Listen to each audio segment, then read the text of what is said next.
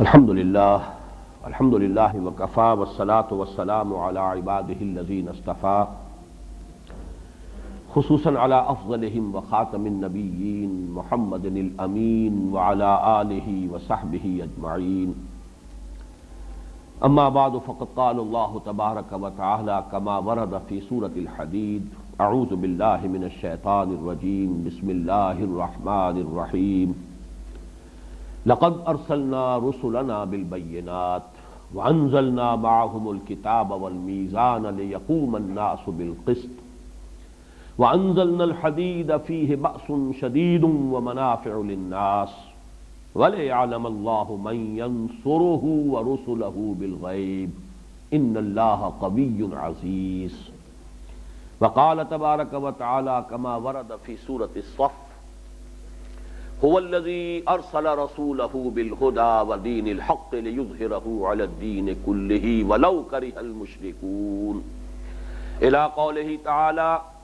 يا أيها الذين آمنوا كونوا أنصار الله كما قال عيسى ابن مريم للحواريين من أنصاري إلى الله صدق الله العظيم رب اشرح لي صدري ويسر لي أمري واحلل عقدة من لساني يفقهوا قولي اللهم ربنا الہمنا رشدنا واعذنا من شرور انفسنا اللهم ربنا نور قلوبنا بالایمان واشرح صدورنا للاسلام واجعلنا على بینۃ منك ووفقنا لما تحب وترضى آمین یا رب العالمین۔ سورہ حدید کی آیت نمبر 25 پر ہماری گفتگو جاری تھی۔ لقد ارسلنا رسلنا بالبينات وانزلنا معهم الكتاب والميزان ليقوم الناس بالقسط۔ ہم نے اپنے رسولوں کو بھیجا بینات کے ساتھ، معجزات کے ساتھ، ان کے ساتھ کتاب بھی نازل فرمائی، شریعت نازل فرمائی، نظام حقوق اور فرائض کا متوازن نظام، تاکہ لوگ عدل و انصاف پر قائم ہوں، وہ نظام بالفعل برپا کیا جائے، قائم کیا جائے۔ میں یہ چاہتا ہوں کہ آگے بڑھنے سے پہلے اس آیہ مبارکہ کے اس حصے کا ایک تقابلی مطالعہ کر لیجئے جو سورۃ الصف کی جو مرکزی آیت اس کا عمود ہے، جو قرآن مجید میں جو مضمون آیا ہے 3 مرتبہ بالکل انہی الفاظ میں، اور ایک مرتبہ یہ ہے کہ صرف آخری حصہ جو ہے ذرا مختلف ہے۔ هو الذی ارسل رسولہ بالہدی ودین الحق لیظہرہ علی الدین کلہ، یہاں وہ سورہ صف کا جو ہے فلم لگا دی جائے۔ یہ الفاظ جو ہے هو الذی ارسل رسولہ بالہدی ودین الحق لیظہرہ علی الدین کلہ 3 دفعہ قرآن میں آئے ہیں۔ سورہ توبہ میں آیت نمبر 33 ہے، سورہ فتح میں آیت نمبر 28 ہے، سورہ صف میں آیت نمبر 9 ہے۔ سورہ توبہ میں اور سورہ صف میں وَلَوْ كَرِهَ الْمُشْرِكُونَ پر آیت ختم ہوتی ہے، سورہ فتح میں وَكَفَى بِاللَّهِ شَهِيدًا پر آیت ختم ہوتی ہے۔ تقابلی مطالعہ اس اعتبار سے کرنا ہے کہ اس آیت میں سورہ حدید کے تمام رسولوں کے ساتھ 3 چیزوں کا ذکر کیا، انزلنا معهم الکتاب والمیزان، اور اس سے پہلے بالبینات، جبکہ حضور صلی اللہ علیہ وسلم کے بیان میں صرف 2 چیزوں کا ذکر ہوا، الہدی ودین الحق۔ اس میں اب تقابلی مطالعہ کیجئے، اس لیے کہ حضور صلی اللہ علیہ وسلم کا اصل معجزہ بھی قرآن حکیم ہے۔ الہدی سے مراد ہے قرآن، ہدی للناس، ہدی للمتقین، الہدی دی گائیڈنس، جس میں کہ ہدایت خداوندی مکمل ہو چکی ہے، اپنے اتمام کو پہنچ چکی ہے، درجہ تکمیل کو پہنچ چکی ہے۔ اور حضور کا معجزہ بھی یہی ہے۔ حضور کا معجزہ ید بیضا نہیں ہے، حضور کا معجزہ عصا کی شکل میں نہیں ہے، حضور کا معجزہ کسی اونٹنی کی برآمد ہو جانے کی صورت میں نہیں ہے۔ حضور کا معجزہ قرآن ہے۔ یاسین والقرآن الحکیم انک لمن المرسلین، قرآن کی قسم ہے اور قرآن گواہ ہے اس پر کہ آپ اللہ کے رسول ہیں۔ قاف والقرآن المجید، یہ قرآن مجید کی قسم ہے، قرآن گواہ ہے آپ کی رسالت پر۔ تو صاد والقرآن ذی الذکر، یہ قرآن ہے جو ذکر والا ہے، نصیحت والا ہے، یہی آپ کی رسالت کا ثبوت ہے۔ اس پر تو انشاءاللہ تفصیلی گفتگو اب دورہ ترجمہ قرآن سے قبل جو میں ایک تمہیدی تقریر کر رہا ہوں اگلے جمعے کی شام کو، وہ اس میں تعارف قرآن میں یہ چیزیں آئیں گی انشاءاللہ تفصیل کے ساتھ۔ لیکن یہ جان لیجئے کہ معجزہ جمع کتاب مل کر الہدی ہے، اور وہ جو میزان شریعت چلی آ رہی تھی وہ اپنی تکمیل کو پہنچ گئی ہے دین حق کی شکل میں نے جو مضمون لکھا ہے، میری کتاب ہے نبی اکرم صلی اللہ علیہ وسلم کا مقصد بعثت، 3 مقالات پر مشتمل ہے۔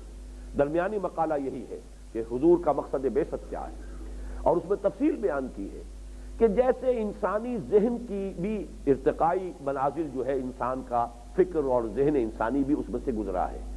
یہی وجہ ہے کہ الہدا کا اتمام ہوا محمد پر صلی اللہ علیہ وسلم، جبکہ انسان اپنے ذہنی ارتقاء کے اعتبار سے بلوغ کو پہنچ گیا تھا۔ اسی طریقے سے تمدن انسانی کا بھی ارتقاء ہوا ہے۔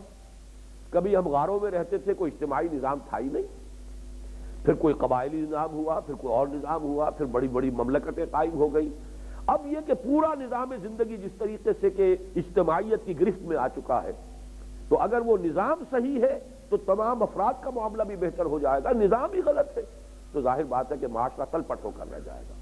تو جب وہ تمدن اس سطح کو پہنچ گیا کہ بڑی بڑی عظیم مملکتیں، امپائر قائم ہو گئی، مملکت روما اور مملکت فارس، اس کے وقت حضور کو اب بھیجا گیا ایک کامل نظام اجتماعی دے کر، ایک complete politico socio economic system based on social justice. اور ظاہر بات ہے جب تک اسے قائم کر کے نہ دکھائیں وہ حجت نہیں بنتی۔ تو شہادت علی الناس جس پر گفتگو ہوئی ہے ان دروس میں بھی، شہادت زبان سے بھی دی جاتی ہے۔ وہی ذات واحد عبادت کے لائق، زبان اور دل کی شہادت کے لائق۔ ہم گواہی دیتے ہیں اشہد ان لا الہ الا اللہ واشہد ان محمد رسول اللہ، پھر ہمارا عمل جو ہے اسی گواہی دینا چاہیے اس کو کہ واقعتاً اللہ کو اپنا الہ اور معبود اور حاکم مطلق مانتے ہیں، اور محمد کو واقعتاً ہم نے اللہ کا رسول مانا ہے صلی اللہ علیہ وسلم۔ پھر انفرادی طور ہی پر نہیں، اجتماعی طور پر بھی گواہی اس وقت قائم ہوگی جبکہ وہ نظام عملاً قائم کر کے دکھایا جائے، ورنہ یہ کہا جائے گا یوٹوپیا ہے، خیالی جنت ہے، بس باتیں تو بڑی اچھی ہیں، یہ عملی باتیں نہیں ہیں، امپریکٹیکیبل ہیں، انہونی سی باتیں ہیں۔ سید القوم خادمہم، کیا تکلیف ہوئی، جملہ کہہ دیا آپ نے، لیکن ایسا ہو سکتا ہے کبھی، کر کے دکھائیے نا۔ وہ کر کے دکھایا ہے ابو بکر اور عمر رضی اللہ تعالی عنہما، سید القوم خادمہم۔ اگر دیکھنا ہو عمل کے اندر تو دیکھ لو ابو بکر اور عمر کو رضی اللہ تعالی عنہما۔ نظام قائم کیا ہے کہ ایسا نہیں ہے کہ بس کوئی شاعری کی گئی ہے معاذ اللہ، بلکہ وہ نظام قائم کر کے دکھایا ہے جس میں ہر اعتبار سے توازن ہے۔ عورتوں کو حقوق دیے ہیں، لیکن وہ حقوق اس طرح کے نہیں ہیں کہ خاندانی نظام درم برم ہو جائے۔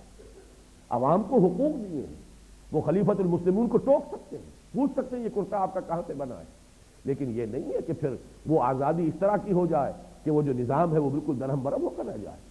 اسی طریقے سے صاحب مال جو ہے اس کے اپنے حقوق ہیں، لیکن یہ کہ مزدور کا اپنا حق ہے، اور یہ کہ مال کو کھینچنے لگ جائے سود کی بنا پر اور ارتکاز زر ہو جائے، یہ سب سے بڑی حرام شے ہے اسلام کے نزدیک۔ یہ نظام ہے جو دین حق کی شکل میں محمد عربی صلی اللہ علیہ وسلم کو دیا گیا۔ تو اب تقابل ہم کر رہے تھے کہ جہاں جنرلائز قانون آیا وہاں 3 چیزیں، لقد ارسلنا رسلنا بالبینات وانزلنا معهم الکتاب والمیزان، وہاں فرمایا گیا هو الذی ارسل رسولہ بالہدی ودین الحق، اس لیے کہ الہدا قرآن ہے، قرآن ہی معجزہ بھی ہے اور قرآن ہی الکتاب بھی ہے، اور وہ نظام جو ہے پولیٹیکو سوشو اکنامک سسٹم وہ دین حق کی شکل میں کامل نظام کی حیثیت سے پیش کر دیا گیا۔ تو کس لیے بھیجا حضور کو؟ لِيُظْهِرَهُ عَلَى الدِّينِ كُلِّهِ، اس نظام کو غالب کر کے دکھائے۔ یہ نظام کسی اور نظام کے تابع رہے گا تو پھر ظاہر کیسے ہوگا؟ ملوکیت کے تابع ہو گیا، سرمایہ داری کے تابع ہو گیا، کسی اور کے تابع ہو گیا تو وہ تو پھر نظام، وہ تو مذہب بن جائے گا، عقیدہ ہے، نماز ہے، روزہ ہے۔ جیسا کہ خلافت راشدہ کے بعد تدریجاً جب خلافت کا نظام ختم ہوا، ملوکیت آئی، جاگیرداری آئی، سرمایہ داری آئی، اور دین سکڑ کر رہ گیا عقائد میں اور نماز روزہ حج اور زکوٰۃ میں، اور کچھ ذکر اور حلقے جو ہے مراقبوں کے اس میں، باقی وہ نظام جو ہے وہ تو بادشاہوں کا ہے، محل ہے ان کے بن رہے ہیں۔ بادشاہ کی محبوب بیوی کا انتقال ہوا ہے تو کروڑوں روپے سے تاج محل بن رہا ہے، بادشاہ کو محل چاہیے، الحمرا بن گیا ہے بادشاہ کے لیے، تو بڑا شاندار توپ کاپی جو ہے جا کے استنبول میں دیکھیے کتنا عظیم الشان محل بنایا گیا ہے۔ کہاں عمر فاروق تھے جو حجرے میں رہتے تھے، لیکن کسریٰ اور قیصر کے ایوانوں کے اندر لرزہ طاری ہوتا تھا ان کے نام سے۔ کہاں یہ تھے کہ عیاشیاں ہیں، اپنے عیش کے جو ہے ایوان سجا رکھے ہیں، لیکن دنیا کے اندر ان کی کوئی حیثیت ہی نہیں۔ تو بہرحال اس چیز کو سمجھیے، لِيُظْهِرَهُ عَلَى الدِّينِ كُلِّهِ، تاکہ وہ غالب کرے، قائم کرے، نافذ کرے۔ پورے نظام زندگی پر اسلام چھا جائے، اسلام غالب آ جائے، اسلام قائم ہو جائے، زندگی کا کوئی جز، کوئی پہلو، کوئی ایسپیکٹ اس سے خارج اور فارغ نہ رہ جائے، آزاد نہ رہ جائے۔ وہی بات یہاں کہی گئی، لقد ارسلنا رسلنا بالبینات وانزلنا معهم الکتاب والمیزان لیقوم الناس بالقسط۔ اب یہ مقصد پورا کیسے ہو؟ پہلے آیت کا ترجمہ کر لیجئے، وانزلنا الحدید، ہم نے لوہا بھی اتارا ہے، فیہ بأس شدید۔ باس کا ترجمہ بعض لوگ ذرا اوائڈ کرتے ہوئے قوت، اس میں بڑی طاقت ہے، لیکن حقیقی ترجمہ اس کا یہ کہ اسلحہ کی قوت، اسی سے تلوار، اسی سے نیزہ، اسی سے ڈھال، اصل میں لوہا اس لیے ہے، اس سے اسلحہ ہے۔ فیہ باس شدید، اسی لیے یہ جب بھی لفظ آتا ہے باسا، جب جمع کی شکل میں آتا ہے اس سے مراد ہوتا ہے فقر، فاقہ، بھوک، لیکن جب الباس آتا ہے تو جنگ۔ چنانچہ ہمارا جو دوسرا درس ہے لیس البر ان تولوا وجوہکم قبل المشرق والمغرب، آخری میں جب آتے ہیں الفاظ والصابرین فی البأساء والضراء وحین البأس، صبر کرنے والے بأساء میں، یعنی تنگی ہے، فاقہ ہے، بھوک ہے اور تکلیف ہے، کوئی مصیبت ہے، کوئی زخم لگ گیا ہے، اس کی تکلیف ہے، اور حین الباس، جنگ کے وقت۔ اصل تو امتحان یہ ہے جہاں جان کے لالے پڑ جائیں، جہاں جان کی بازی کھیلنی پڑے، جو صبر کا وہاں مظاہرہ کر سکے وہ ہے کہ جو کوالیفائی کر گئے، اولئک الذین صدقوا واولئک هم المتقون، یہ ہیں وہ لوگ کہ جو واقعتاً سچے ہیں اپنے دعوی ایمان میں، اور یہ ہیں وہ لوگ جو واقعتاً متقی ہیں۔ تو ذہن میں رکھیے یہاں پر فیہ باس شدید، اس میں شدید جنگ کی صلاحیت ہے۔ ومنافع للناس، لوگوں کے لیے دوسرے منفعتیں بھی ہیں، فائدے ہیں۔ آج کل تو اس کی ہمارے ہاں نزدیک کوئی اہمیت کم ہو گئی ہے، ورنہ توا پر آج چمٹا پھکنی سب لوہے سے بنتی تھی۔ اب تو یہ ہے کہ بہرحال اس طرح کا معاملہ نہیں رہا، اوونز ہیں، اس میں شاید وہ لوہا اس طرح سے نمایاں ہو کے نظر نہیں آتا ہے، لیکن یہ کہ لوگوں کے لیے اور بھی فائدے ہیں۔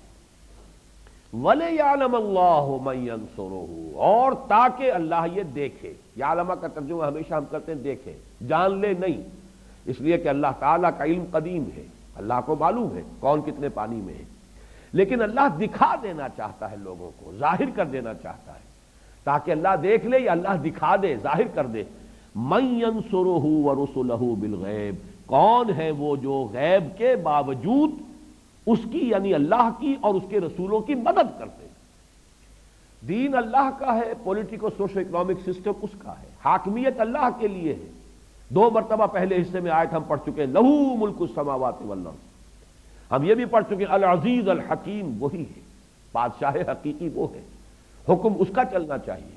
لہذا جو لوگ اس لوہے کی طاقت کو ہاتھ میں لے کر اللہ کے حکم کو نافذ کرتے ہیں وہ اللہ کے مددگار ہوئے، اور اللہ کے اس دین کو عملاً قائم کرنا فرض منصبی ہے محمد الرسول اللہ کا اور رسولوں کا، تمام رسولوں کا، تاکہ عدل قائم کرے۔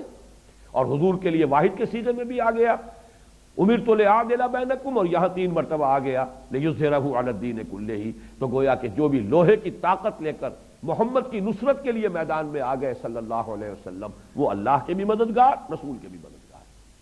جس کو میں کہہ رہا ہوں کہ یہ ہے در حقیقت، جس کو عریاں کا لفظ میں نے استعمال کیا ہے بارہا، اتنے واضح الفاظ میں دیکھیے آدمی جھجکتا ہے، کہنا نہیں چاہتا، لیکن اللہ تعالیٰ کو واللہ لا یستحیی من الحق، اللہ کو حق بات کے کہنے میں کوئی رکاوٹ نہیں، کوئی جھجک نہیں۔ عام آدمی سمجھے گا یہ بات کہنے کی نہیں ہے، اگر ہے بھی دل میں تو رکھو، اسے زبان پر نہ لاؤ، لیکن یہاں اچھی طرح جو بات سمجھا دی گئی ہے وہ کیا ہے کہ ریولوشن یا کسی نظام عدل اجتماعی کو قائم کرنے کا پروسیس کیا ہے۔ پہلا مرحلہ اس میں یہی ہے کہ جو الہدیٰ دی گئی ہے، آپ کو ہدایت کی کتاب دی گئی ہے جس میں کہ معجزہ بھی ہے، اس کے ذریعے سے لوگوں کو دعوت دیجئے ہدایت کی طرف، دعوت، تبلیغ، اس پیغام کو عام کرنا، لوگوں کو اس پر مطمئن کرنا، ذہناً مطمئن کرنا، قلباً مطمئن کرنا، اس کے مضمرات کو کھول کر بیان کرنا۔ وَنَزَّلْنَا إِلَيْكَ الذِّكْرَ لِتُبَيِّنَ لِلنَّاسِ مَا نُزِّلَ إِلَيْهِمْ، اے محمد صلی اللہ علیہ وسلم، ہم نے آپ پر یہ ذکر نازل فرمایا تاکہ آپ لوگوں کے لیے واضح کریں، بیان کریں، کھولیں، اس کی شرح کریں، اس کی وضاحت کریں جو ان کے لیے نازل کیا گیا ہے۔ یہ سارے کام کیجئے جیسا کہ سورہ جمعہ میں ہم پڑھ چکے، یتلو علیہم آیاتہ ویزکیہم ویعلمہم الکتاب والحکمہ، یہ الہدیٰ کا فنکشن ہے۔ الہدیٰ کے ذریعے سے، جس کی میں نے مثال پچھلی نشست میں دی تھی کہ جیسے پہلا ایکسپیریمنٹ غالباً کرایا جاتا تھا 5ویں جماعت میں، سائنس کا پہلا سبق ہوتا تھا کہ لوہ چون ہے، برادہ ہے، اس کا مکسچر ہے، اسے کیسے علیحدہ کریں۔ میگنیٹ ہاتھ میں لیجئے، اس میں پھرائیے، لوہ چون جو ہے وہ اس کے ساتھ چمٹتا چلا جائے گا، مرادہ رہ جائے گا۔ بالکل یہی معاملہ ہے۔ یہ الہدا، یہ میگنیٹ ہے ہدایت کی طرف کھینچنے والا۔ کھینچے گا کس کو؟ جس کی اپنی فطرت کے اندر وہ ہدایت کسی نہ کسی درجے میں موجود ہے۔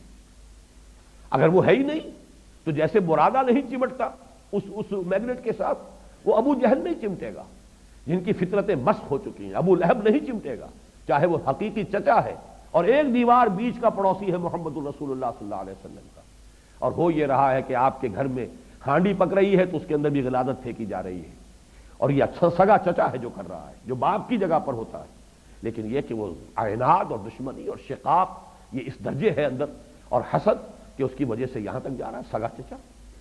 اس حوالے سے جان لیجئے کہ جس کے اندر صلاحیت ہے وہی کھینچے گا، جو گڈ کنڈکٹر آف ہیٹ ہے اسی میں حرارت جو ہے وہ سرایت کرے گی، جو گڈ کنڈکٹر آف الیکٹریسٹی ہے اسی میں کرنٹ پاس کرے گا۔ لیکن بہرحال آپ اس میگنیٹ کو پھیلائیں، جتنا بڑا معاشرہ ہے اتنا ہی پھیلائیں گے تبھی اس میں جو بھی سلیم الفطرت لوگ ہیں وہ چمٹ کر آئیں گے۔ آپ صرف ایک کلیا میں گڑ پھوڑتے رہیں گے تو اور آس پاس کے لوگوں کو کیا پتہ چلے گا؟ لہذا جو بھی آپ کا پہلا فیلڈ ہے، میدان کار جو ہے، اس کی وسعت کے مطابق اس قرآن کی دعوت کو پھیلائیے، عام کیجیے۔ پھر یہ کہ وقت کی ذہنی سطح کے مطابق ہو، یہ نہ ہو کہ آپ واعظ کہہ رہے ہو صرف جو آپ کا ذہین عنصر ہے وہ اس کو سمجھے ہی نہ، اس کی طرف توجہ ہی نہیں دے گا، واعظ کہہ رہے ہیں یہ، اس کے لیے دلائل ہونے چاہیے، براہین ہونی چاہیے۔ ادعو الی سبیل ربک بالحکمۃ والموعظۃ الحسنۃ وجادلھم بالتی احسن۔ قرآن جو ہے معاوضہ بھی ہے، قرآن برہان بھی ہے، قرآن میں حکمت میں بھی ہے۔ ذالک مما اوحی الیک ربک من الحکمہ، قرآن کی حکمت کے ذریعے سے حکماء کو، عقلاء کو، جو بھی آپ کا انٹلیکچوئل ایلیٹ ہے اسے بلائیے، قرآن کے واعظ کے ذریعے سے عوام الناس کو کھینچیے۔ بہرحال جن کے اندر بھی وہ خیر ہے، بھلائی ہے، صلاحیتیں کھنچائیں گے، لیکن جن کے اندر نہیں ہے وہ تو نہیں آئیں گے، اور جن کے مفادات ہیں وہ بات کو حق سمجھ کر بھی نہیں آئیں گے۔ جیسے کہ میں پہلے مثال دے چکا ہوں کہ یہود کے علماء سے بڑھ کر کون تھا جو حضور کو پہچان سکتا تھا؟ یعرفونہ کما یعرفون ابناءہم، مانا کیوں نہیں؟ ان کی چودراہٹیں تھیں، ان کی مسندیں تھیں، ان کی حیثیتیں تھیں، لوگ ان کے ہاتھ چومتے تھے، لوگ آتے تھے ان سے فتوے مانگتے تھے، ان سے مسئلے پوچھتے تھے، عالم وہ تھے، لہذا اب حضور کو مان لے تو ان کی حیثیت ختم ہوتی ہے، نہیں مانا۔ اس حوالے سے جان لیجئے ایک ویسٹڈ انٹرسٹ اس کا اکثر حصہ رہ جائے گا، جو نہیں مانے گا، نہیں قریب آئے گا، اپنے مفادات ہیں، گرڈ اپ یور لوئنز۔ ان کی تو کوشش یہ ہوگی کہ راستہ روکو، نظام کہنا کے پاس مانو، یہ معرض انقلاب میں ہے، your interest are being threatened, gird up your loins, resist, آؤ اپنے مفادات کے تحفظ کے لیے کھڑے ہو جاؤ۔ لہذا آخری مرحلے میں اس انقلاب میں پھر ایک ہی راستہ ہے کہ جو وہ سلیم الفطرت لوگ آ گئے ہیں ان کو جمع کریں، آرگنائز کریں، ان کا تزکیہ کریں، نیتیں بھی خالص ہو جائیں، کوئی کھوٹ نہ رہے، ان کی شخصیتیں نکھر جائیں، کوئی شک اور شبہ نہ رہے لوگوں کو ان کے کردار کے بارے میں، آزمائشوں میں سے گزریں، امتحانوں میں سے نکلیں، پھر ان کو منظم کرو، کوڑا بناؤ انہیں بٹ کر، جیسے کہ آپ رسیوں کو اور مختلف دھاگوں کو بٹ دیں گے تو کوڑا بنے گا، طاقت بناؤ۔ علیحدہ علیحدہ دھاگا جو ہے اس کو توڑ دے گا جو چاہے گا، لیکن جب بٹ کر آپ نے کوڑا بنایا ہے اب یہ کوڑا باطل کے اوپر دے مارو۔ یہ ہے اصل میں فلسفہ انقلاب۔ اس کے لیے ظاہر بات ہے ٹکرانا پڑے گا، اور ٹکرانے کے لیے جب میدان میں آؤ گے تو یقتلون کے ساتھ یقتلون بھی ہوگا، جہاں قتل کرو گے قتل ہوگے بھی، تمہیں کوئی گارنٹی نہیں ہے کہ تم قتل نہیں ہوگے، کوئی لوہے کے جسم تمہیں نہیں دیے گئے ہیں کہ برچھا جو ہے پار نہیں ہوگا۔ حمزہ کے جسم سے وہ برچھی جو ہے وحشی کی وہ پار ہو گئی، آر پار، ناف کے قریب سے جو ہے لگی ہے اور پار گئی، تو پھر اور کون ہوگا جسے کوئی ضمانت حاصل ہو، کوئی اللہ کی طرف سے انشورنس ہو؟ نہیں۔ ان اللہ اشترى من المؤمنین انفسهم واموالهم بان لهم الجنہ یقاتلون فی سبیل اللہ فیقتلون ویقتلون۔ اللہ نے اہل ایمان سے ان کے مال، ان کی جانیں خرید لی ہیں جنت کے عوض، تو اللہ کی راہ میں جنگ کر رہے ہیں، قتل کرتے بھی ہیں، قتل ہوتے بھی ہیں، یقتلون ویقتلون۔ غزوہ بدر میں 70 قرشی مارے گئے، صحابہ صرف 14 شہید ہوئے، 13 آن دی اسپاٹ، ایک زخمی ہو گئے تھے جو مدینے واپسی پر راستے میں شہید ہو گئے، انتقال ہو گیا۔ لیکن غزوہ احد میں مسلمانوں کی غلطی کی وجہ سے پانسا بالکل پلٹ گیا، 70 مسلمان شہید ہو گئے۔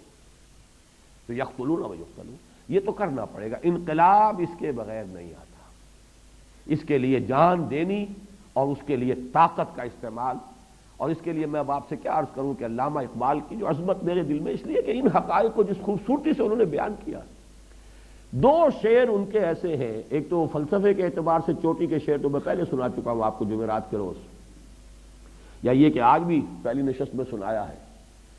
یہ جو فلسفہ انقلاب کے دو شعر ہیں، گفتند جہان ماں آیا بتومی سازد، گفتم کے نمی سازد، گفتند کے برہم زن، اللہ نے مجھ سے کہا، گفتند انہوں نے کہا، جہان ماں آیا بتومی سازد، میرا یہ جہان جو ہے، جو میرا دنیا ہے اس وقت جس میں میں نے تمہیں بھیجا ہے، یہ تمہارے ساتھ سازگاری کرتا ہے، تمہیں پسند ہے، ٹھیک ہے، یہ نظام صحیح ہے؟ گفتم کے نمی سازد، میں نے کہا نہیں، یہ صحیح نہیں ہے، میرے ساتھ سازگاری نہیں کرتا۔ گفتند کے برہم زن، اللہ نے فرمایا توڑ پھوڑ کر رکھ دو اس کو، برہم زن، اور برہم زن کے لیے راستہ کیا ہے؟ با نشہ درویشی در ساز و دمادم زن، پہلا مرحلہ درویشی کا ہوگا، دعوت ہے، تبلیغ ہے، گالیاں کھا کر بھی دعائیں دینی ہوں گی، پتھراؤ کے جواب میں بھی اللہ توفیق دے تو پھول پیش کرنے ہوں گے، جو لوگ خون کے پیاسے انہیں معاف کرنا ہوگا، تاکہ جیسے کہ اللہم اہد قومی انہم لا یعلمون، اس کو یوں سمجھیے کہ بدھ مت کا بھکشو بھی میں اگر کہوں تو غلط نہیں ہے، دعوت کے مرحلے میں یہ روش اختیار کرنی پڑے گی، دعوت دو، دعوت کے اندر تو التجا بھی ہوتی ہے، لجاجت بھی ہوتی ہے، اللہ کے بندو سنو میری بات، در در پر جا رہے ہیں، کسی نے کچھ کہہ دیا ہے، کسی نے کچھ کہہ دیا ہے، تینوں آدمیوں سے ملے ہیں جا کر طائف میں، ایک نے کہا اچھا جی آپ کے سوا کوئی نہیں ملا تھا اللہ کو رسول بنانے کے لیے، نکل جاؤ یہاں سے، ایک نے کہا جاؤ چلے جاؤ میں تم سے بات بھی نہیں کرنا چاہتا، اس لیے کہ یا تو تم جھوٹے ہو یا سچے ہو، جھوٹے ہو تو جھوٹے کو میں منہ نہیں لگاتا، سچے ہو تو کہیں میں کوئی گستاخی کر بیٹھوں گا، اگر تم واقعی اللہ کے رسول ہو تو بہتر ہے تم روانہ ہی ہو جاؤ۔ ایسے ایسے زہر میں بجھے ہوئے جملے محمد رسول اللہ کے سننے پڑے، اور پھر جب روانہ ہوئے واپس تو انہوں نے وہاں کے اسٹریٹ ارچنز جنہیں آپ کہتے ہیں انہیں ذرا اشارہ کیا، پتھراؤ ہو رہا ہے، تاک تاک کر ٹخنے کی ہڈی کو نشانہ بنایا جا رہا ہے، اور صرف ایک ساتھی اس سفر میں زید ابن حارثہ، ایک آدمی ایک طرف سے ڈھال بن سکتا ہے، سامنے آتے ہیں حضور کو بچانے کے لیے، کور کرنے کے لیے، ادھر سے مارتے ہیں پتھر، ادھر سے مارتے ہیں، پیچھے سے مارتے ہیں، جسم لہو لہان ہو رہا ہے، پاؤں میں آ کر خون جم گیا ہے جوتیوں میں، پھر کچھ غشی سی تاری ہوئی ہے، بیٹھ گئے ہیں، تو ایک گنڈا آیا ادھر سے، اس نے اس بغل میں ہاتھ ڈالا ہے، دوسرے نے دوسری بغل میں، اٹھو چلو، یہ نقشہ ہے اللہ کے رسول کا، محبوب رب العالمین کا، سید الاولین والآخرین کا، داعی، فریاد آئی ہے زبان کے اوپر، اللہم الیک اشکو ذوف قوتی وقلت حیلتی وہوانی علی الناس الی من تکلنی الی بعید یتجہمنی او الی عدو ملکت امری، اے اللہ تیری ہی جناب میں فریاد لے کر آیا ہوں اپنے وسائل کی کمی کا، اپنی قوت کی کمزوری کا، کہاں جاؤں، کس سے شکوہ کروں، کس سے فریاد کروں، مجھے کس کے حوالے کر دیا ہے، دشمن کے حوالے کر دیا، جو چاہے کر گزرے۔ یہ فریاد آئی ہے، اس وقت وہ فرشتہ آیا ہے ملک الجبال کہ اللہ نے مجھے بھیجا ہے، میں ان پہاڑوں پر معمور فرشتہ ہوں، آپ اگر حکم دیں میں ان دونوں پہاڑوں کو ٹکرا دوں گا جس کے مابین یہ طائف کی بستی جس میں یہ سلوک آپ کے ساتھ ہوا ہے۔ فرمایا نہیں، کیا عجب کہ اللہ تعالیٰ ان کی آئندہ نسلوں کو ہدایت دے۔ اب بتائیے کون بدھ مت کا بھکشو اس سے آگے جائے گا؟ درویشی، اور جب کہ نگاہوں کے سامنے ذبح کیے جا رہے ہیں ساتھی، حضرت سمیہ ذبح کی جا رہی ہیں، حضرت یاسر ان کے شوہر جس بری طریقے سے ٹارچر کیا ہے ابو جہل سر عام، اور حضور پاس سے گزرتے ہیں اور کہتے ہیں اصبروا یا اعلی یاسر فإن موعدکم الجنہ، اے یاسر کے گھر والوں صبر کرو، تمہارے جنت، تمہارے وعدے کی جگہ اللہ کے ہاں جنت ہے۔ لیکن ساتھیوں میں سے کسی کو اجازت نہیں دی کہ جا کے ابو جہل کی ٹکا بوٹی کر دیں، نہیں، ابھی مرحلہ درویشی کا ہے۔ نغمہ ہے بلبل شوریدہ تیرا خام، ابھی اپنے سینے میں اسے اور ذرا تھام، ابھی ذرا اپنے جذبات انتقام کو تھامو، ابھی مرحلہ پیسو ریزسٹنس کا، ایک وقت آئے گا تمہارے ہاتھ کھول دیے جائیں گے، اذن للذین یقاتلون بانہم ظلموا، ایک وقت آنے والا ہے، تمہیں اذن قتال بھی ملنے والا ہے، تمہیں اینٹ کا جواب پتھر سے دینے کی اجازت ملے گی، لیکن ابھی تھامو۔ نغمہ ہے بلبل شوریدہ تیرا خام، ابھی اپنے سینے میں اسے اور ذرا تھام، ابھی پھر وہ وقت آیا، پھر تلواریں بھی ہیں، نیزے بھی ہیں، میدان میں آئے ہیں، یقاتلون فی سبیل اللہ یقتلون و یقتلون. اس کو اقبال نے 2 مصروں میں بیان کر دیا. پہلا شعر پھر سن لیجئے. گفتند جہان ماں آیا بتمی سازد، گفتم کہ نمی سازد، گفتند کہ برہم زن، نظام کو توڑ دو پھوڑ دو. با نشہ درویشی در ساز دمادم زن. پہلا مرحلہ یہ ہوگا، درویشی کی روش اختیار کرو، درویشی کی خوب پختہ کرو اور کرتے رہو محنت. دعوت ہے، تربیت ہے، تنظیم ہے، صبر ہے، پوری طریقے سے جھیلو تکلیفیں، مصیبتیں. درویشی چوں پختہ شوی، جب تیار ہو جاؤ، پختہ ہو جاؤ، تعداد کے اعتبار سے، کیفیت اور کمیت دونوں اعتبارات سے، سیرت بھی پختہ ہو چکی ہو، تربیت ہو چکی ہو، تزکیہ ہو چکا ہو، قول و فعل کا تضاد نہ رہا ہو، انسان کا ظاہر باطن ایک ہو چکا ہو، منظم ہو، ایک امیر کی دعوت کے اوپر کھڑے ہوں، لبیک کہیں اور اپنی جانوں کی قربانی دینے کو تیار ہو جائیں، اور اگر روکنے کو حکم دیا جائے تو رک جائیں. یہ پختگی جب آ جائے، جو پختہ شوی خدرا بر سلطنت جم زن، اب اپنے آپ کو سلطنت جم پر دے مارو.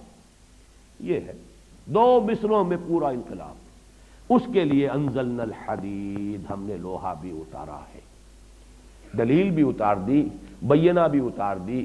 جو نیک سرشت ہیں وہ آ جائیں گے، لیکن اب ان کو منظم کر کے طاقت بنانا، ریولیوشنری فورس، ایسے سرفروش، ایسے جافروش کہ جو اپنے سر کی اور جان کی بازی کھیلنے کو تیار ہو. من المؤمنین رجال صدقوا ما عاهدوا الله علیہ فمنهم من قضى نحبه ومنهم من ينتظر وما بدلوا تبدیلا. اہل ایمان میں وہ جوان مرد ہیں کہ جو عہد انہوں نے اللہ سے کیا تھا وہ پورا کر دکھایا، سچا کر دکھایا. ان میں سے وہ بھی ہیں جو اپنی نظر پیش کر چکے، اور جو باقی ہیں وہ منتظر ہیں کہ کب باری آئے. وبال دوش ہے سر جس میں ناتواں پہ مگر لگا رکھا ہے تیرے خنجر و ثنا کے لیے. یہ ہے وہ آیت مبارکہ وانزلنا الحدید فیہ باس شدید. اس میں قوت ہے جنگ کی. ومنافع للناس، کچھ اور فائدے بھی ہیں، پھکنی اور توا اور پرات اور چمٹا اور بالٹی وہ بھی بنا لو. وَلِيَعْلَمَ اللَّهُ مَن يَنصُرُهُ وَرُسُلَهُ بِالْغَيْبِ، تاکہ اللہ دیکھے کون ہے وفادار بندے، کون ہے صادق الایمان. ایمان کا دعویٰ تو آسان ہے. اب دیکھیے اس کے ساتھ ایک تو وہ آیت جوڑ لیجئے سورہ صف کی، ان اللہ یحب الذین یقاتلون فی سبیلہ صفا کانہم بنیان مرصوص. یہ صورت ایسی عجیب ہے، اس میں نہ لفظ جہاد آیا نہ قتال آیا ہے، دونوں کے مضامین موجود ہیں. حدید لوہا آ گیا، اسلحہ کا ذکر آ گیا، لیکن یہ کہ اصل میں سارے مضامین کل مسبحات کے اس میں جمع ہیں. وَلِيَعْلَمَ اللَّهُ مَن يَنصُرُهُ، محبت مجھے ان جوانوں سے ہے ستاروں پہ جو ڈالتے ہیں کمند. اللہ کو محبوب وہ بندے ہیں، وہ نہیں کہ تو فقط اللہ اللہ اللہ اپنے گھروں میں بیٹھے ہوئے ضربے لگائے جاؤ، ساری عمر ضربے ہی لگاتی گزار دو. کوئی باطل کے ساتھ کبھی نہ پنجہ آزمائی کرنا، نہ کبھی باطل کو للکارنا آ کر میدان. ان کے بارے میں تو حدیث سنا دی حضور نے، اوحى اللہ عز وجل الی جبرائیل علیہ الصلوۃ والسلام ان اقلب مدینۃ کذا و کذا باہلھا. اللہ نے حضرت جبرائیل کو حکم دیا فلاں فلاں بستیوں کو تلپٹ کر دو اس کے رہنے والوں سمیت. قال فقال ان فیھا عبدک فلانا لم یعصک طرفۃ عین. حضور فرماتے کہ حضرت جبرائیل نے عرض کیا پروردگار اس بستی میں تو فلاں بندہ بھی ہے جس نے آج تک کبھی پلک جھپکنے جتنی دیر بھی معصیت میں بسر نہیں کی. قال فقال اقلبها علیہ وعلیہم. حضور فرماتے اس پر اللہ نے فرمایا الٹو اس بستی کو، پہلے اس پر پھر دوسروں پر. فإن وجهه لم يتمعر في ساعة قط، اس لیے کہ اس کے چہرے کا رنگ میری غیرت کی وجہ سے کبھی متغیر نہیں ہوا. بیٹھا رہا اپنی ذاتی نیکی اور ذاتی تقوی اور ذاتی عبادت گزاری اور ذاتی جو ہے تہجد گزاری اور مراقبے. یہ باطل جو ہے فلرش کرتا رہا، پھیلتا رہا، اس کا بول بالا ہوتا رہا، شریعت کی دھجیاں بکھرتی رہیں، یہ لگا رہا اپنے اسی کام میں. تو یہ زیادہ بڑا مجرم ہے دوسروں سے. اقلبھا علیہ وعلیہم، الٹو اس بستی کو پہلے اس پر پھر دوسروں پر. تو یہ نہیں ہے راستہ. ہاں اپنی تربیت، اپنا تزکیہ یہ کیے بغیر میدان میں آ جاؤ گے تب وہی کچھ ہوگا جو آج جہاد کے نام سے ہو رہا. وہ جہاد بھی بدنام ہوگا اور جہاد فساد کی شکل اختیار کرے گا. نہ دعوت کا مرحلہ آیا، نہ تربیت کا مرحلہ آیا، نہ تزکیے کا مرحلہ آیا، نہ اپنے قول و فعل کے اندر درستی کی گئی. یہ سب کچھ نہیں ہے، اور نکل کھڑے ہوئے تلواریں لے کر اور کلاشنکوف لے کر، اور وہ جہاد ہو رہا ہے. اس جہاد کا جو بھی دنیا میں مذاق ہو رہا ہے، بدنام ہو رہا ہے، وہ جہاد ہے. بدنام کنندگان نکو نامے چند، دین کی بنیادی اصطلاحات کو جس طریقے سے اس وقت ہم رسوا کر رہے ہیں اس کا نتیجہ فساد ہو رہا، کچھ حاصل نہیں آ رہا۔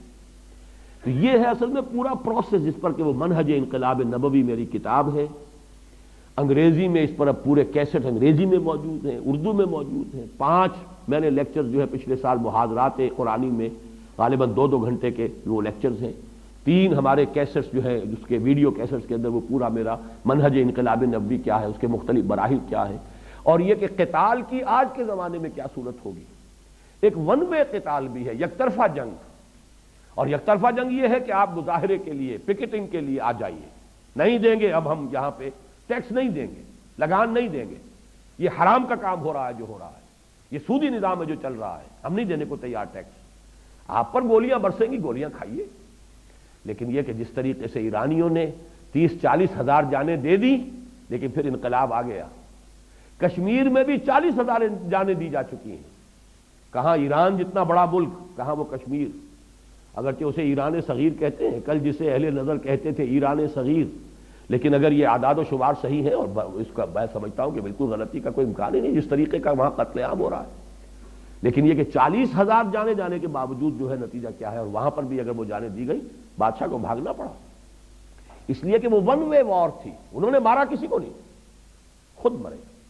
نتیجہ یہ ہوا کہ الٹی فوج جو ہے، اندیشہ ہو گیا شاہ کو کہ یہ فوج الٹ پڑے گی میرے خلاف، آخر ان کے کت اینڈ کن ہیں، انہی کے لوگ ہیں، انہی کے بھائی بند ہیں، انہی کے بھتیجے بھانجے سامنے موجود ہیں، تو ایک حد تک تو جیسے کہ یہاں پر بھٹو صاحب کو جواب دے دیا تھا فوج نے صاف، جناب کب تک ہم لوگوں کو، اپنے قوم کے لوگوں کو، یہ کوئی آکوپیشن آرمی تو نہیں ہے، نیشنل آرمی ہے، کتنوں کو مارے گی، کیوں مارے، آپ کوئی معاملہ کیجئے جا کر، کہا تھا انہوں نے، میں نے دیکھا تھا وہ ان کا ٹیلی ویژن کا انٹرویو، میری کرسی بہت مضبوط ہے، لیکن آپ نے دیکھا کہ وہ کرسی تو بڑی کمزور ثابت ہوئی، کرسی تو مضبوط تھی فوج کے بل پر، جب فوج نے جواب دے دیا تو کرسی کا مضبوط رہی، وہ تو 2 ہاتھ 2 پاؤں اس کے تھے جیسے کسی بھی آدمی کے ہوتے۔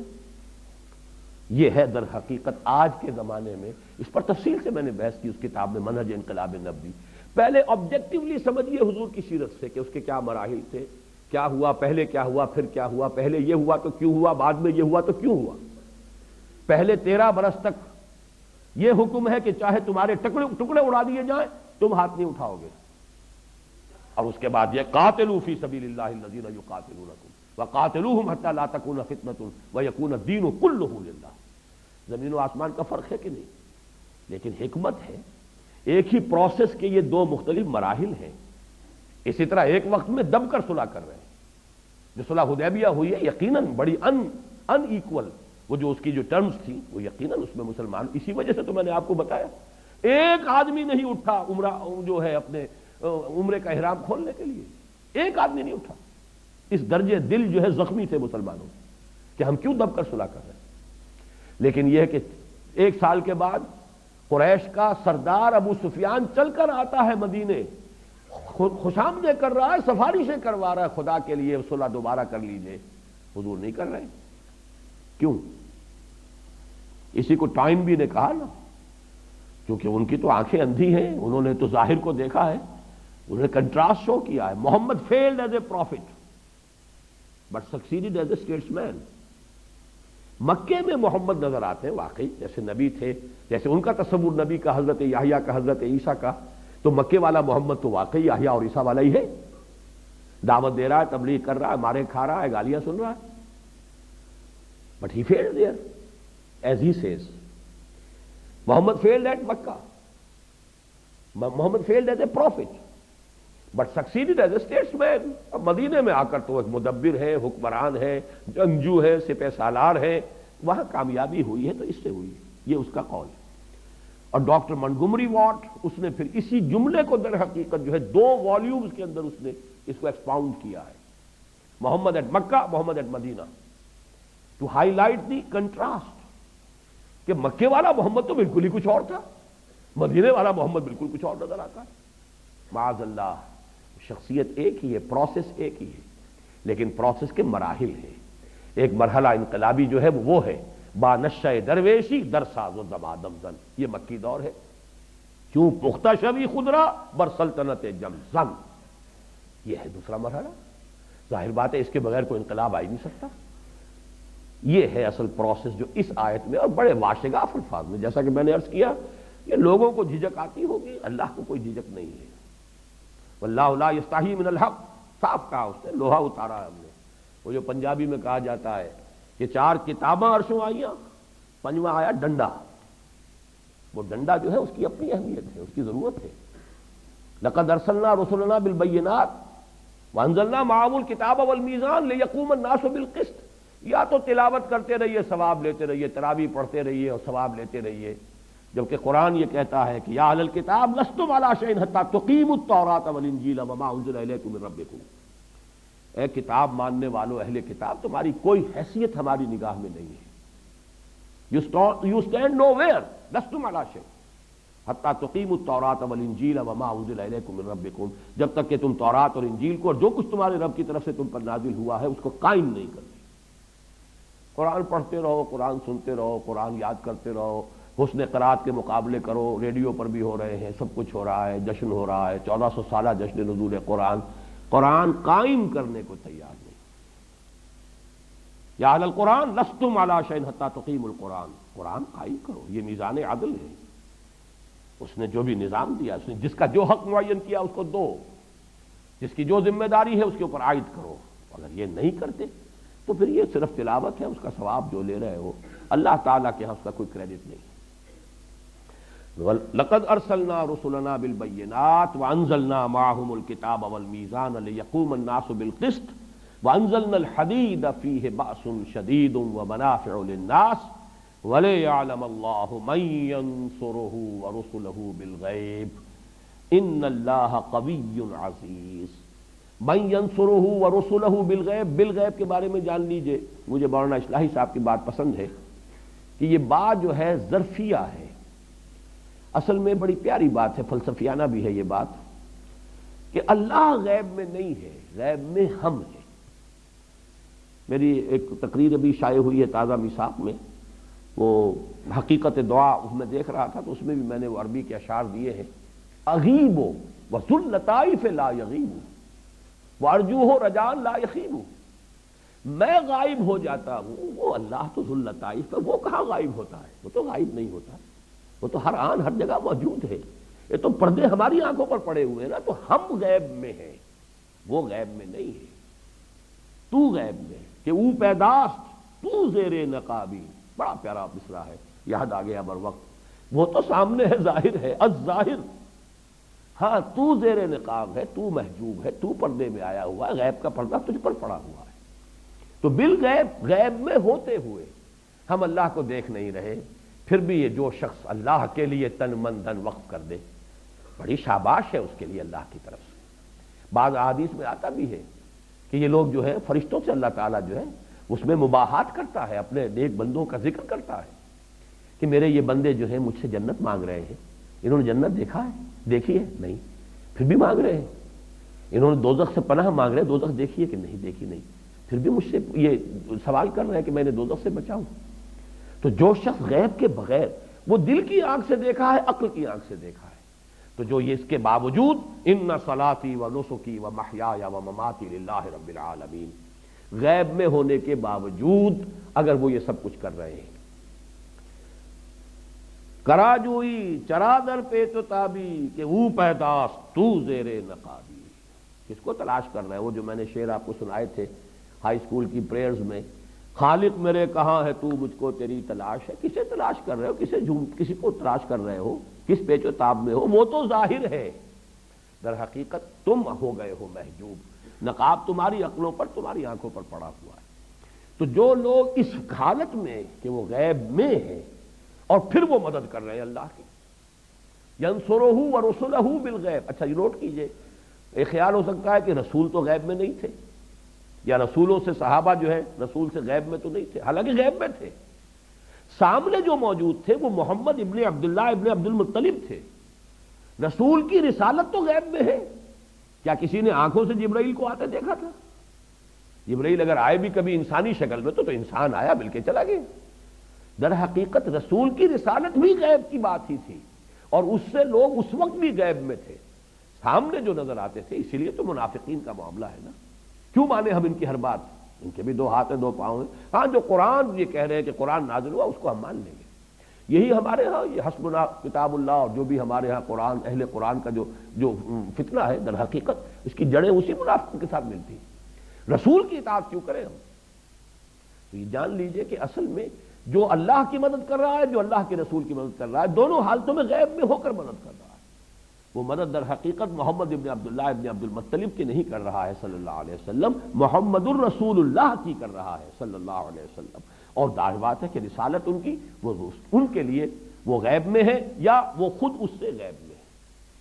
وَلِيَعْلَمَ اللَّهُ مَن يَنصُرُهُ وَرُسُلَهُ بِالْغَيْبِ، تاکہ اللہ دیکھے یا اللہ ظاہر کر دے کون ہے اس کے وہ وفادار بندے، صادق الایمان بندے جو غیب میں ہونے کے باوجود اس کی اور اس کے رسولوں کی مدد کرتے ہیں، جان ہتھیلی پر رکھ کر تلوار کی طاقت ہاتھ میں لے کر میدان میں آتے ہیں باطل نظام کا قلع کما کرنے کے لیے، یا اگر تلوار ہاتھ میں نہیں بھی لیتے جیسا کہ میں نے کہا اس دور میں اس کے لیے جو اجتہاد بھی کرنا پڑے گا، اس لیے کہ ایگزسٹنگ آرمیز ہیں، بہت بڑی بڑی آرمیز ہیں، لوگ نہتے ہیں، وہاں کوئی اسٹیبلشڈ گورنمنٹ نہیں تھی، کوئی اسٹینڈنگ آرمیز نہیں تھی، اتنا بڑا فرق نہیں تھا، ڈسپیرٹی اتنی نہیں تھی۔ 313 کے مقابلے میں 1000 آئے ہیں بدر میں تو 1 اور 3 کی نسبت ہوئی، ہتھیاروں کا فرق نکال لیجیے تو 1 اور 10 کی ہو جائے گی، 1 اور 20 کی ہو جائے گی، 1 اور 100 کی ہو جائے گی، اس سے زیادہ تو نسبت نہیں تھی۔ لیکن یہاں تو یہ ہے کہ جو نظام ہے جاگیرداری ہے، سرمایہ داری ہے، ملوکیت ہے۔ اب شاہ فہد کی حکومت کو حفاظت دینے والے تو ان کی فوج بھی ہے، ان کی پولیس بھی ہے، شرطہ بھی ہے، ان کی ایئر فورس بھی ہے، اور ظاہر بات ہے کہ جیسے کہ ایئر فورس نے پاؤنڈ کیا تھا حما کو اور وہاں پر کہ جو سٹرانگ ہولڈ تھا اخوان المسلمون کا اور اس کی دھجیاں بکھیر کر رکھ دی، ایسے ہی اگر کہیں پر ہوگا تو یہی ہوگا نا۔ لہذا یہاں اجتہاد کی ضرورت ہے، وہ اجتہاد وہ ہے کہ جو بہرحال جو بھی جس کا حق ہے وہ ادا کیا جانا چاہیے۔ ایرانیوں نے اس کی ایک مثال پیش کی، 2 طرفہ جنگ کی بجائے 1 طرفہ جنگ، اپنے مرنے کے لیے اپنے سینے کھول دیے۔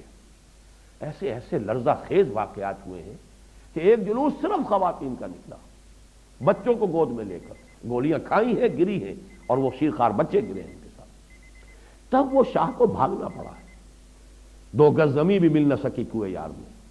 جب اس درجے تک معاملہ ہو جاتا ہے تو بہرحال اسے اندیشہ تھا کہ کہیں فوج اچانک مجھ پر الٹ نہ پڑے، تو جان بچا کر بھاگنے میں آفیت سمجھے۔ یہ ہے اصل میں اس وقت کا جو نظام، تھوڑا سا اجتہاد کا معاملہ ہے، وہ میں تفصیل سے اپنی کتاب میں بحث کر چکا ہوں۔ آخری الفاظ ہے ان اللہ قوی عزیز۔ یہ نہ سمجھو اللہ تم سے مدد مانگ رہا ہے تو اللہ کمزور ہے، اس کو تمہاری مدد کی حاجت ہے، وہ تو القوی ہے، وہ عزیز ہے، زبردست ہے۔ آنے واحد میں اس کا ایک حرف کن ہوگا اور یہ نظام سرا کا سرا تلپٹ ہو جائے گا۔ لیکن تمہارا امتحان ہے، خلق الموت والحیات لیبلوکم ایکم احسن عملا۔ قلزم ہستی سے تو ابھرا ہے مانند حباب، اس زیاں خانے میں تیرا امتحان ہے زندگی۔ You have to prove your worth, تمہیں ثابت کرنا ہوگا۔ اور اس کے ضمن میں وہ آیت اس کے ساتھ جوڑ دیجئے، لا یستوی منکم من انفق من قبل الفتح وقاتل اولئک اعظم درجۃ من الذین انفقوا من بعد وقاتلوا۔ جو ابتدائی مراحل ہوتے ہیں کسی انقلاب کے لیے، اس میں جنہوں نے جانیں کھپائیں، جنہوں نے اپنے مال کھپائے، جنہوں نے اپنی صلاحیتیں لگائیں، اپنا وقت لگایا، اپنی زندگی لگا دی، ان کا جو رتبہ ہے یہ رتبہ بلند ملا جس کو مل گیا۔ بعد میں جب کہ حالات بدل جائیں تو چلو نیک کام جب بھی کیا جائے گا وہ نیک ہے، اس کا ثواب ملے گا، اچھا ہے، لیکن قدر و قیمت میں زمین و آسمان کا فرق واقع ہو جائے گا۔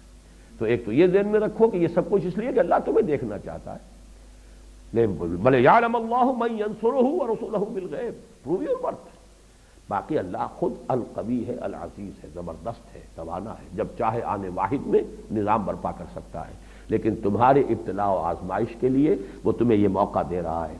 آخری شعر وہ پھر سنا رہا ہوں، منت منے کہ خدمت سلطان ہمیں کنی، منت شناس زو کہ بخدمت بداشتت۔ تم احسان نہ دھرو، بادشاہ کی خدمت کر رہے ہو، بادشاہ پر کوئی احسان نہیں ہے، بادشاہ کا احسان مانو کہ اس نے تمہیں اپنی خدمت کا موقع دیا ہے۔ بارک اللہ لی ولکم فی القرآن العظیم ونفعنی وإیاکم بالآیات والذکر الحکیم۔